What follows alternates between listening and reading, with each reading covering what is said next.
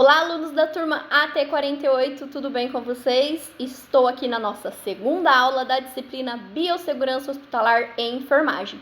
E hoje nós iremos falar sobre os tipos de contaminação, Contaminação radioativa, química, os tipos de contaminação, de exposição, contaminação externa, interna, tudo isso nós iremos ver na aula de hoje. Eu espero que vocês gostem. Qualquer dúvida, pode me deixar uma pergunta no portal, me mandar um e-mail que nós iremos nos falando por lá, tudo bem?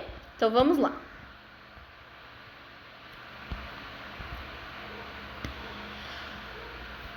Radiação é emitida por elementos radioativos como equipamentos de radiografia e radioterapia. Profissionais que trabalham no setor de raio-x, oncologia, estão predispostos aí a esse tipo de contaminação por radiação, tá? Tipos de radiação inclui onda eletromagnética de alta energia, por exemplo, raio-x, e partículas, de alfa, beta, nêutrons, As partículas alfas são emitidas pelo núcleo do hélio por vários radionucleotídeos com altos números anatômicos, por exemplo, plutônio, rádio, urânio, que não podem penetrar na pele além de uma profundidade rasa, Então são eletromagnéticos, são partículas, micropartículas, que podem aí com tamanho de 0,1 milímetros, infundir na nossa pele de forma com uma profundidade rasa, tá? As partículas betas são elétrons de alta energia emitidas pelo núcleo de átomos instáveis, exemplo, célio, iodeto. Tais partículas podem penetrar mais profundamente na pele, que é de 1 a 2 centímetros, e causar danos. Então, pode sim causar queimadura, Se eu estou predisponível a alguma radiação muito forte, eu posso sim até mesmo causar uma lesão da epiderme e da subderme, tá? Devido a essas características, as partículas alfa e beta causam maior dano quando os elementos radioativos que se emitem estão dentro, que é a contaminação interna, ou no caso de emissores betas diretamente no corpo. Somente tecidos com contato próximo ou elementos são afetados. O raio-x e raio-x gama pode causar danos a grandes distâncias de sua fonte, e são tipicamente responsáveis por síndromes radioativas agudas. Por isso que quem trabalha no setor de raio-x também precisa estar com colete, equipado para que essa radiação, ela não, digamos que pregne, essas micropartículas, não preguinem alguns órgãos, vitais essenciais, tá? A síndrome de radiação aguda pode ser causada por uma dose suficiente de alguns radionucleóides depositados internamente, amplamente distribuídos nos tecidos e órgãos e têm alta atividade específica. Então, essas micropartículas, elas podem ser absorvidas pelo organismo, e afetar algum determinado órgão, Alguns estudos aí mostram até a questão de afetar o DNA, da pessoa em questão de gestantes, ter má formação congênita, para aquele feto, enfim. Tipos de exposição. A exposição à radiação pode envolver contaminação, ou seja, posso ser através de um líquido, um quimioterápico, cair na minha pele e me contaminar, ou por irradiação, é o exemplo do raio-x, que transmite irradiação, tá? Contaminação radioativa é o contato e a retenção de material radioativo, geralmente na forma de líquido ou poeira. A contaminação pode ser de dois tipos, externa ou interna. Contaminação externa ocorre em pele ou roupa, de onde pode cair ou ser retirada por atrito, contaminando outras pessoas e objetos. A contaminação interna é o material radioativo dentro do corpo, né? O qual pode entrar por ingestão, inalação ou através de lesão da pele. Vou dar um exemplo. Contaminação externa, caiu algo na minha roupa, né? Eu posso retirar, né? Posso contaminar outras pessoas, né? Dependendo do contato, né? Mas isso é considerado como contaminação externa. Contaminação interna, um dos exemplos são os gases, né? Inalados aí por uma quimioterapia, por um gás, alguma coisa desse tipo, tá? Uma vez no corpo, o material radioativo pode ser transportado para vários lugares. Exemplo, pode até chegar lá na medula óssea, tá? Onde continua liberando radiação até ser removido ou ser desintegrar. Irradiação é a exposição à radiação, mas não ao material radioativo. Ou seja, eu não tenho contaminação, né? Não cai nada em mim. Mas a irradiação por micropartículas, ela atinge, né, o meu corpo, o meu organismo, tá? A exposição à radiação pode ocorrer sem que a fonte da radiação entre em contato com a pessoa. Quando a fonte da radiação é removida ou desligada, a exposição termina. Ou seja, se eu estou fazendo um raio-x, eu estou exposto àquela radiação, porém quando ela termina, né, o raio-x, acabou a minha exposição, tá? Mas os profissionais de saúde que atuam no setor de raio-x e que estão constantemente realizando aquele exame, né? Raio-x, tomografia, eles estão frequentemente expostos, né, àquela radiação, tá? A irradiação pode envolver todo o corpo e se a dose é alta o suficiente pode resultar em sintomas sistêmicos e síndromes radioativas, ou envolver uma pequena parte do corpo, por exemplo, de radioterapia, que pode resultar em efeitos locais. As pessoas não emitem radiação, não se tornam radioativas após a radiação, ou seja, se eu estou com altos níveis de radiação, eu não transmito aquela irradiação, tá? Falar um pouquinho brevemente da fisiopatologia. A radiação ionizante danifica o DNA, o RNA e diretamente as proteínas, mas com mais frequência, o dano a essas moléculas é indireto, causado pelos radicais livres altamente radioativos gerados pela interação da radiação com molécula de água intracelular. Grandes doses de radiação causam morte celular, ao passo que baixas doses interferem na proliferação delas. Os danos aos demais componentes celulares podem resultar em hipoplasia progressiva, atrofia e eventual fibrose. Isso que eu comentei com vocês lá em cima sobre gestante, atingir o feto, né? Dar má formação aí no feto, tudo isso envolve essa radiação, tá? Fatores que afetam a resposta. A resposta biológica à radiação varia com radiosensibilidade tecidual, doses, quanto mais exposto à radiação eu tiver, né? Será um grande fator de risco. Duração da exposição, quanto tempo, né? Por quantos anos eu fiquei fazendo aquele procedimento de raio-x, né? Idade do paciente, comorbidades, existência de doença genética por defeito de reparo do DNA. Efeitos carcinogênicos e hereditários.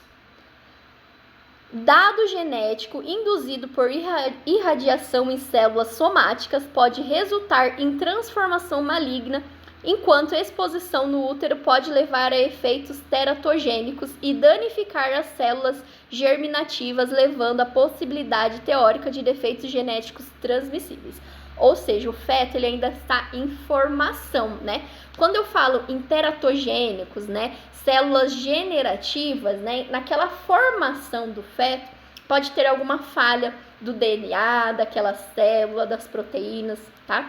Inclusive, né, é contraindicado a realização de raio-x frequente, a exposição, né, de radiação a crianças, né, desde que, claro, seja de extrema necessidade, aí é outro fator. Mas crianças muito expostas à radiação, como elas estão em fases de desenvolvimento, crescimento, aquelas células estão se modificando constantemente, pode ter algum agravo aí também, tá? Crianças são mais suscetíveis por terem um número maior de futuras divisões celulares e tempo de vida mais longo, durante o qual o câncer pode se manifestar. Estima-se que uma tomografia de abdômen feita em uma criança de 1 ano de idade aumente o risco absoluto estimativo de câncer durante a vida desta criança em cerca de 0,1%. Então, vocês imaginam aí, né, as crianças que são expostas a raio-x, tomografia, né, constantemente a cada ida no pronto-socorro. Por isso que esses exames eles devem ser pedidos com cautelas, principalmente para crianças e gestantes, tá? Os potenciais riscos de exposição à radiação justificam considerar criteriosamente a necessidade de exame de imagem envolvendo radiação, otimizando a exposição do corpo à radiação e o questionamento clínico e a atenção ao uso de procedimentos adequados de prevenção contra a radiação, especialmente para crianças e gestantes. Eu acabei de falar aqui para vocês, né, os critérios, né, por que o médico vai solicitar aquele exame, é de extrema importância, né, enfim. Sinais e sintomas. As manifestações dependem do fato de a exposição à radiação atingir todo o corpo, uma síndrome de radiação aguda ou pequena porção dele, que é uma radiação focal. Então, pode ser constante aquela radiação, né? Ou pode ser uma coisa, um único episódio, algo focal, tá? A radiação ionizante é capaz de alterar o número de carga de um átomo, mudando a forma como ele interage com outros átomos. Pode causar queimaduras na pele. Lembra que eu falei no começo da aula, né? Dependendo dessa radiação, eu posso sim, né, ter aí a queimadura, lesão da minha epiderme. E dentro do corpo, dependendo da quantidade e intensidade da dose, causa mutação genética e danos irreversíveis às células, tá? Síndrome da radiação aguda. Depois que todo o corpo ou uma grande parte dele recebe uma alta dose de radiação penetrante, diversas síndromes distintas pode acontecer. Então, síndrome cerebral pode afetar, né? Síndrome gastrointestinal, síndrome hematopoéticas, né? Que vai envolver aí questão sanguínea, de rim, funções renais, né? Tudo isso. Essas síndromes apresentam 3 fases diferentes. Fase prodrômica, que acontece de minutos até 2 dias após a exposição, né? Fase latente assintomática, que ela começa depois de horas, né? A 21 dias após a exposição. E fase da doença sistêmica, né? Que começa a horas até menos que 60 dias. Então, pode ser que eu tenha sofrido uma contaminação e eu só vou ter sinais, sintomas, né, algo aparente daqui 30, 40 dias, tá? Tratamento, né? Tratamento de lesões traumáticas graves ou condições que ameaçam a vida primeiro. Minimização de exposição à radiação e contaminação dos profissionais, ou seja, tive um acidente, né? Primeira coisa, eu tenho que tratar aquela lesão traumática, né? Tentar não contaminar os demais colegas. E esse tratamento ela tem que ser aí tanto externa quanto interna. Às vezes as medidas específicas para determinados radionucleóides. Precaução e tratamento de casos comprometidos do sistema imunitário e minimizar a resposta inflamatória e cuidado de suporte, né? Então, esse profissional, caso tenha uma exposição gravíssima, né? A irradiação, né? Ionizantes, aí ele precisa ser acompanhado, tá? Preparação. Agências credenciadas ordenam que todos os hospitais tenham protocolos e que o pessoal tenha treinamento para tratar contaminação radioativa. Então, todos os profissionais que trabalham, seja ele no setor de oncologia, raio-x, tomografia, eles precisam ser treinados quanto ao uso do aparelho e o uso de equipamentos de proteção, tá?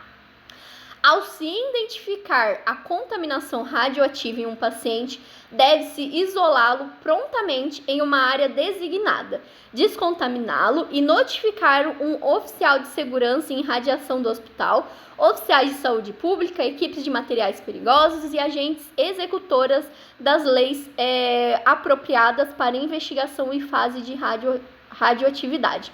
Isso acontece muito no setor de oncologia, né?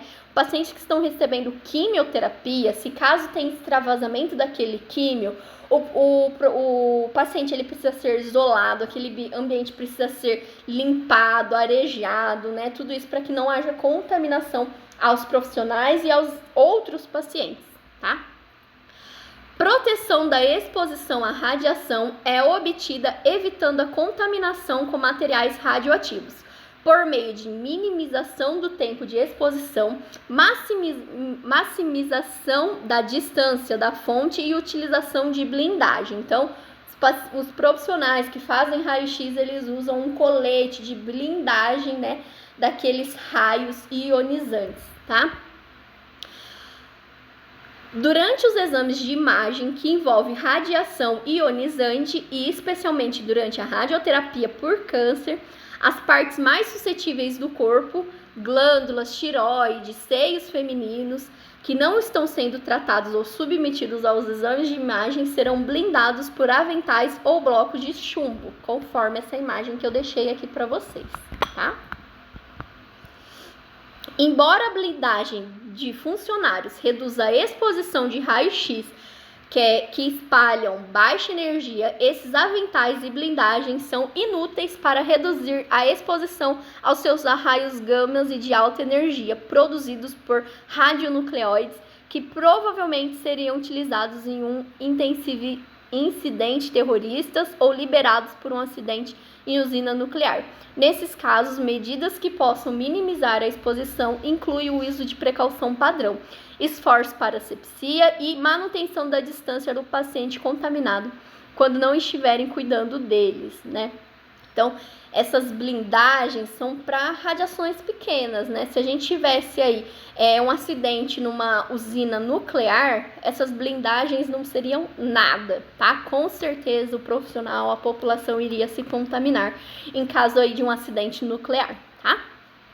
Todas as pessoas que trabalham com radioatividade devem usar dispositivos com dosímetros e, se estiverem em risco de exposição acima de 10% da dose máxima permitida, os dosímetros eletrônicos com displays de leitura ajudam a monitorar as doses acumulativas recebidas durante um incidente. Ou seja, todos os profissionais, né, que trabalham aí no setor de imagem, quimioterapia, eles usam esses dosímetros, né? E a cada uma semana, né, 2 vezes na semana, esses dosímetros, eles mensuram, calculam a dosagem que aquele profissional recebeu de radiação, se está tolerável ou não, tá? Pessoal, espero que vocês tenham gostado dessa nossa aula. Qualquer dúvida, pode me deixar uma pergunta no portal, me mandar um e-mail que nós iremos nos falando por lá, tudo bem? Beijinho para vocês e até a nossa próxima aula. Tchau, pessoal!